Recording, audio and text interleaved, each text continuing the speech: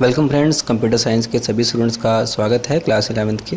जो हम chapter discuss कर रहे थे लास्ट वीडियो में, चैप्टर 11, इसका आज हम सेकंड पार्ट इसमें डिस्कस करेंगे, that is the social impacts. इसके ऊपर देखिए हमने यहाँ तक डिस्कस कर लिया, तो इसके बात कर रहे हैं सोशल मीडिया एटिकेट्स क्या होते हैं। In the current digital era we have familiar with the different kinds of social media होते हैं, जैसे कि हम बहुत सारे यूज़ करते हैं अपने अकाउंट्स बना के, Facebook, Google plus, Twitter, Instagram, फिर प्रिंटेड, ये सब आप यूज़ करते हैं, यूट्यूब चैनल को भी। सोशल मीडिया आर वेबसाइट्स और applications that enable their users to participate in social networking, यही करते हैं वो, by creating and sharing content with others in the communication. These platforms encourage users to share करने का their thoughts and experiences through the post and pictures. Post भी आप कर देते हो, उसमें पिक्चर्स भी अपलोड कर देते हो. In this way users can interact with each other. Online users of those social media apps or channels. This is why the impact and outreach of social media has grown exponentially. बहुत तेज़ी इसी वजह से बढ़ता जा रहा है क्योंकि सब लोग आपस में शेयर कर लेते हैं. It has begun to shape the outcome of policies, business, culture, education and more. इन सब में आने लग गया वो. In social media too there are certain etiquettes we need to follow, जैसे हमें इस फिगर में भी बताया गया है. देखिए, be secure and B reliable. Secure के अंदर चूज़ अच्छा पासवर्ड चूज़ कीजिए, ठीक है. Know who R be friend बनने से पहले जानिए उसके बारे में. फेक इन्फॉर्मेशन से बचिए. थिंक बिफोर अपलोड करने से पहले. रिलायबल इसलिए होगा तो बचो उससे, पहले आप अपलोड करने से पहले उसके बारे में सोचो, ठीक है. यहाँ पर देखिए कुछ पॉइंट अच्छे बताए गए हैं. Never arrange to meet an online friend because it may not be safe नहीं हो सकता ये बिल्कुल. No matter how genius someone is appearing online, they might be pretending and hiding their real identity. कई लोग करते हैं ना, नकली फ़ोटो अपनी किसी और की फ़ोटो लगा के शेयर कर लेते हैं और फ्रेंड बन जाते हैं. उसके बारे में बात हो रही है. अब देखिए सिक्योर रखने के लिए क्या करें. सबसे पहले चूज़ पासवर्ड वाइजली, अच्छे से पासवर्ड चूज़ करिए. It is vital for social network users. News of breaching or leakage of users data from social network often attached headlines. Users should be wary of each possibilities, उसके बारे में जानना चाहिए उसको, and must know how to safeguard themselves and their accounts को कैसे बचाया जाए. The minimum one can do is to have strong and frequently changed password, उसको में रखना चाहिए. Never share personal credentials like the user names and password with other, कभी share नहीं करना चाहिए. No who you be friend बनने से पहले जानना चाहिए. Social networks usually encourage connecting with users, making friends, sometimes even those who we don't know or have not met, कभी मिले नहीं हैं उनसे भी हम फ्रेंडशिप कर लेते हैं. however we need to be careful while befriending unknown peoples as their intentions possibly could be malicious and unsafe. उसके गलत इरादे से भी वो आपसे मिल सकता है, फ्रेंड बन सकता है. beware of fake information से बचिए. फेक न्यूज़ भी आती है बहुत सारी. Messages and post are common in social networks. As a user we should be aware of them, उनसे बचना चाहिए. हमें अवेयरनेस होनी चाहिए. अवेयरनेस बहुत ज़रूरी है, कौन सी गलत है कौन सी सही न्यूज़ है उसको पहचानना आना चाहिए. विद एक्सपीरियंस ये आप सीखोगे ये सब चीज़ें, तो we should be able to figure out whether a news message और पोस्ट इज जीनियस और फेक. ये सब धीरे धीरे एक्सपीरियंस से आ जाता है. Thus we should not blindly believe in everything that we comes across on each platform. पे जो आ रहा है उसको ब्लाइंडली हमें बिलीव नहीं करना चाहिए. We should apply over knowledge, हमें अपनी नॉलेज का एंड एक्सपीरियंस का इस्तेमाल करना चाहिए वैलिडेट करने के लिए न्यूज़ मैसेज और पोस्ट को. बी रिलायबल बनिए. देखिए, think before uploading. We can upload almost anything on social network, कर सकते हैं हम. However remember that once uploaded it is always there is a remote server even if we delete. अगर delete भी करते हैं तब भी हमारा रिमोट सर्वर पे उसका फिटप्रिंट हो सकता है, ठीक है. तो think careful before sharing personal photos को भी बता रहा है उन्होंने. Hence we need to be cautious while uploading or sending sensitive or confidential files which have a bearing on over privacy, जिसमें वो बियर कर रही हो तो उससे बचना चाहिए. डाटा प्रोटेक्शन क्या होता है देखिए. In this digital age data और information protection is mainly about the privacy, piracy, privacy है, privacy of data stored digitally, elements of data that can cause sensational harm जो कर सकते हैं, एम्बैरेसमेंट कर सकते हैं, इन कन्वीनियंस कर सकते हैं, and unfairness to an individual if breached और compromised is called the sensitive data, मतलब जिससे किसी को एम्बेरसमेंट या इनकन्वीनियंस हो सकता है। Example of sensitive data including biometric information, जो आपकी इन्फॉर्मेशन आजकल ऑनलाइन भी सेव होती है, आइज का रेटिना वगैरह स्कैन करके जो होता है, हेल्थ इन्फॉर्मेशन, फाइनेंशियल इन्फॉर्मेशन और other personal documents, images and audios और videos. Privacy of sensitive data can be implemented by encryptions, authentication से भी कर सकते हैं हम, and other secure methods to ensure that such data is accessible only to the authorised person ही उसको इस्तेमाल कर सके, and is for a legitimate purpose, मतलब कि लीगल सही तरीके से इस्तेमाल करने के लिए पर्पस में यूज़ किया गया वो। All over the world each country has its own data protection policy, सभी कंपनी की सभी कंट्रीज़ के आजकल लॉ होने लगे हैं। These policies are legal documents that provides guidelines to the users on processing, storage and transmissions of the sensitive information के लिए laws बना दिए गए हैं। The motive behind implementing of these policies is to ensure that sensitive information is appropriately protected की गई हो from modifications और discourage करने के लिए उसको पहले से protect किया गया हो। नेक्स्ट है इंटेलेक्चुअल प्रॉपर्टी राइट्स, जिसे हम IPR भी कहते हैं। When someone owns a house, हमारे पास कोई हाउस है और a motorcycle, we see that the person owns this property, उसकी प्रॉपर्टी उसके कागज वागज होंगे, ठीक है। Similarly if someone comes out with a new idea, दी कोई नया आइडिया उसने सोचा है, this original idea is that person's intellectual property, उसकी आइडिया भी इंटेलेक्चुअल प्रॉपर्टी के अंदर आती है। Intellectual property refers to the inventions, invention समझते हो ना आप, जो नया कोई आविष्कार किया गया है। लिटरेसी और आर्टिस्टिक एक्सप्रेशंस भी हो सकते हैं इसके अंदर, कुछ एक्सप्रेशन ऐसे बनाए हैं, डिज़ाइंस हो सकते हैं, सिम्बल्स हो सकते हैं, names and logos.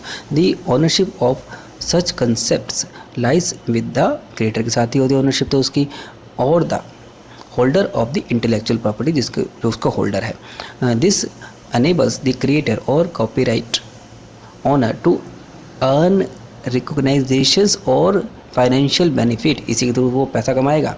By using their creations and inventions, intellectual property is largely protected through copyrighted, patents, trademarks etcetera, ठीक है। कॉपीराइट्स क्या होता है देखिए, copyrights grants legal rights to creators, creator जिसने इसको बनाया है, for their original works like writing, photograph, audio recordings, videos, sculptures भी होते हैं बहुत सारे इसके अंदर, आर्किटेक्चरल वर्क भी होता है, कंप्यूटर सॉफ्टवेयर भी इसके अंदर आ सकते हैं, and other creative works like literacy and artistic work. Copyrights are automatically granted to the creators and author, जिसने इसको बनाया है। Copyright laws gives the copyright holder is set of rights that they alone can avail largely, ठीक है, तो उसने legally उसको अवाइल कर रखा है।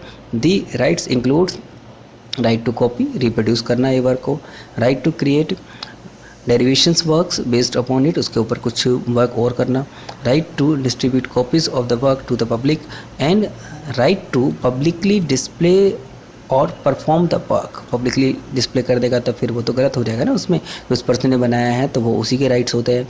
It prevents other from कॉपिंग, using and selling the work. For example writer Rudyard Kipling holds the copyrights of the novel, जो उसने नॉवल बनाया the jungle book, which tells the story of Mowgli and the Jungle Boy. It would be infringements of the writer's copyright if someone used parts of the novel without permission. अगर किसी person ने बिना उसकी knowledge के, बिना permission के उसका इस्तेमाल कर लिया तो कॉपीराइट के अंदर आता है। To use others copyrighted material one needs to obtain a licence from them, उसे ऑप्शन लाइसेंस लेना पड़ेगा। देखो यहाँ पे 6 पॉइंट बताया गया है। एग्जीक्यूटिव IPR से फॉर ए सॉफ्टवेयर, क्या कह रहा है, code of the software will be protected by the copyright, बिल्कुल होता है।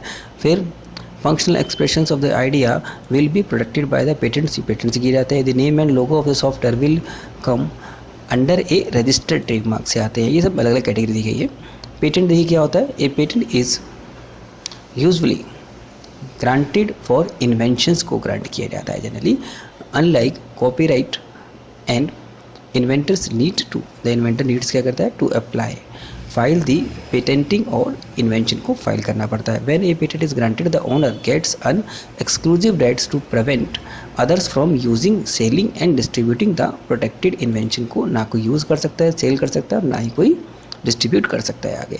ठीक है, patents gives full control to the patentee, जिसने पेटेंट करवाया है, टू डिसाइड वेदर और how to inventions can be use to others, कैसे उसको इस्तेमाल किया जाए, उसके पास इस चीज़ का राइट होता है।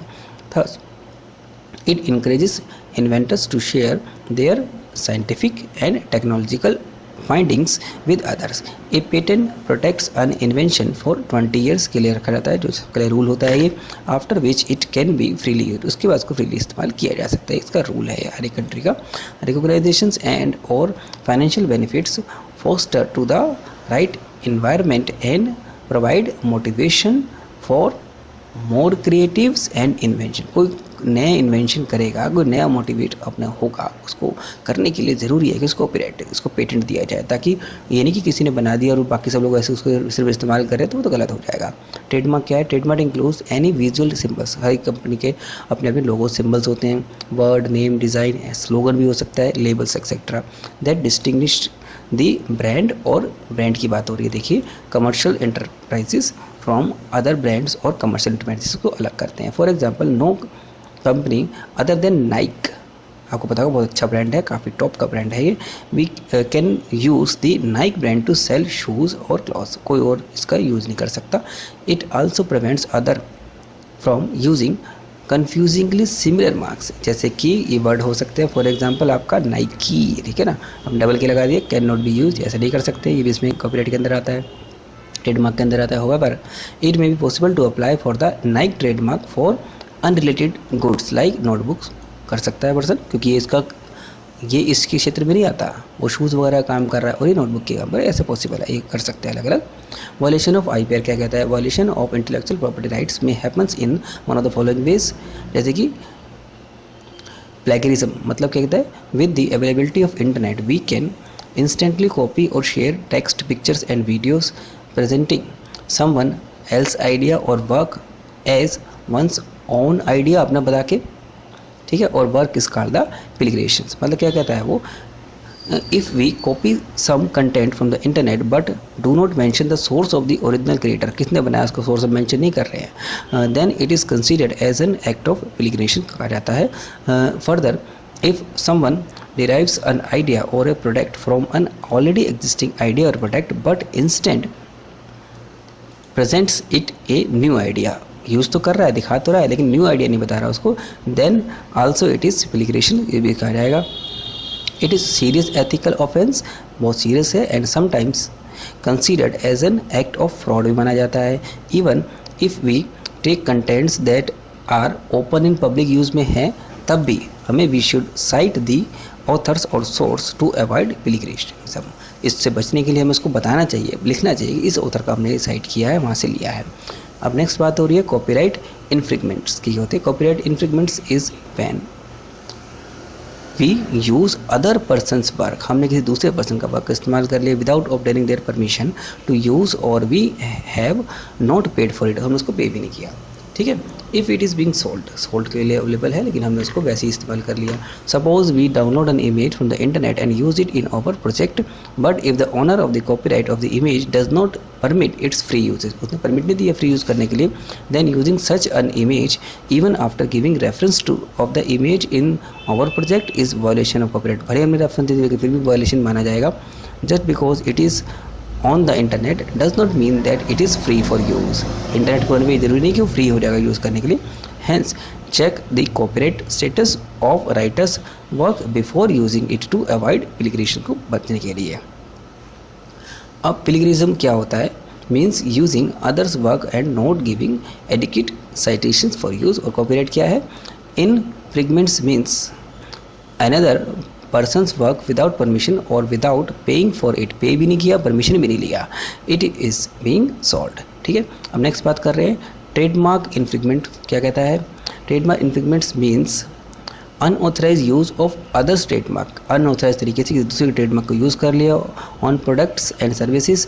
N owner of a trademark में कमेंस लीगल प्रोसीडिंग कर सकता है against someone who infringements its registered trademarks को यूज़ कर रहा है। सपोज कोई public access and open source software क्या होते हैं देखिए, copyright sometimes put restrictions on the usage of the copyrighted works by anyone else if other are allowed to use, इसने allow ही कर दिया यूज़ करने के लिए, and build upon the existing work it will encourage collaboration को encourage करेगा and would results in new innovation भी आएगा in the same direction। license provide rules and guidelines for others to use the existing work, यही होता है licence का मतलब। when authors share their copyrighted, देखो ये मेन कंसेप्ट आ रहा है, ठीक है, copyrighted works with others under public license it allows others to use even modify the content, उस ऑथर ने खुद ही बोला है करने के लिए ऐसा। Open source licence helps others to contribute to existing work में कंट्रीब्यूट करने के लिए और project without seeking special individuals permission to do so, उसको इंडिविजुअल परमिशन लेने की भी जरूरत नहीं क्योंकि ओपन सोर्स में ओपनली सबके लिए अवेलेबल करा दिया गया है, ठीक है। द GNU सबसे बड़े एग्जाम्पल है इसका, GNU that is the general public licence GPL and the creative commons यानी कि CC are two popular categories of the public licence. इसमें क्या होता है देखिए, CC is used for all kinds of creative works like websites, music, films and literature etcetera. CC enables the free distributions of an otherwise copyrighted work. It is used when an author wants to give peoples to right to share, use and build upon a work that they have created, खुद ही उसने बोला permission दी है। GPL is primarily designed for the providing public license to the software, इसीलिए बनाया गया है। GNU GPL is another free software, ये भी फ्री सॉफ्टवेयर है licence which provides end users to the freedom to run, and users को freedom दे रहा है कि रन भी कर सकता है, स्टडी भी कर सकता है, शेयर भी कर सकता है, मॉडिफाई भी कर सकता है सॉफ्टवेयर को। बिसाइड्स गेटिंग रेगुलर अपडेट्स नहीं मिलेंगे उसको, ये नहीं मिलेंगे, यही मेन चीज़ में फ़र्क है बस, बाकी सब मिल जाएगा उसको। यूजर्स और companies who distribute GPL licence works में चार्ज ए फीस, देखो यहाँ पे उसका पैसा कमाएगा वो, ठीक है, फीस फॉर कॉपीज और give them free of charge. This distinguish the GPL license from freeware software license like Spike, सबसे पॉपुलर है ये, फ्री है, Adobe Acrobat Reader etc. that allows copying for personal use, बोलता है वो personal use करना है सिर्फ, but provide the commercial distribution के लिए मना करता है वो। और proprietary licensing where copying is provided by copyright law से मना किया गया है उसको। Many of the proprietary softwares that we use are sold commercially, sold किए जाते हैं, and their program code source code are not shared for distribution। ऐसा होता है कि कईयों के source code अवेलेबल नहीं होते। However, there are certain software available freely, बहुत सारे freely भी अवेलेबल है for anyone and their source code is also open। देखो दो बातें हो, ये कईयों में source code अवेलेबल नहीं है, कईयों में है। For anyone to access, modify, correct and improve free and open source software that is FOSS, ठीक है, ये आपको ध्यान रखना है, ये आपसे एग्जाम में पूछा जा सकता है। इसकी full form has a large community है बहुत बड़ी of users and developers who are contributing continuously towards adding new features. किस लिए कर रहे हैं वो, नए नए फीचर्स को ऐड करने के लिए और इम्प्रूविंग द एग्जिस्टिंग फीचर्स, वो अपने आप इस पर काम कर रहे हैं, सब फ्रीली अवेलेबल है। तो वो for example Linux kernel based operating system जो है लाइक उबंटू, आपने नाम जरूर सुना होगा, और फेडोरा कम अंडर फॉस, इसके अंदर आते हैं। Some of the popular FOSS tools are office packages like LibreOffice, आप नाम जरूर सुना होगा, ये भी ओपनली अवेलेबल है। ब्राउज़र लाइक मोजिला फायरफॉक्स, ये भी इसमें अवेलेबल है। Software piracy is the unauthorised use और डिस्ट्रीब्यूशन ऑफ सॉफ्टवेयर, इसे पायरेसी कहेंगे कि अनऑथराइज तरीके से आपने यूज़ भी कर लिया या डिस्ट्रीब्यूट भी कर दिया, ठीक है। Those who purchase a licence for a copy of software, तो उसने तो परचेज किया है, do not have the rights to make the additional copies, उसके पास ये राइट्स नहीं कि उसको एडिशनल कॉपी बना ले वो without the permission of the copyright owner, उसके लिए उसको उससे नई कॉपी खरीदनी पड़ेगी दोबारा पैसे दे के, ठीक है। It amounts the to copyright infringements regardless of whether it is done for sale, क्या सेल के लिए किया हो, फॉर फ्री डिस्ट्रीब्यूशन के लिए किया हो, और for copies of on use, इन सब को रोकता है वो। One should avoid software piracy को उसको रोकना चाहिए। Using a pirated software not only degrades the performance of the computer system, को परफॉर्मेंस को डिग्रेड भी करता है, but also affects the software industry which in turns affects the economy of the country की इकोनॉमी पूरी प्रभावित हो जाती है। क्यों, क्योंकि उनको आमदनी नहीं होती तो बड़ी बड़ी इंडस्ट्रीज पे ठप भी हो सकती है। तो थैंक यू फ्रेंड्स, इस वीडियो में इतना डिस्कस करेंगे। नेक्स्ट टॉपिक इससे नेक्स्ट वीडियो में हम डिस्कस करेंगे। तो अगर आपको देखिए वीडियो पसंद आता है तो लाइक ज़रूर कीजिए, चैनल को सब्सक्राइब कीजिए, कमेंट कीजिए, शेयर कीजिए अपने फ्रेंड्स के साथ। नेक्स्ट वीडियो पे जल्द मिलते हैं। Thank you friends.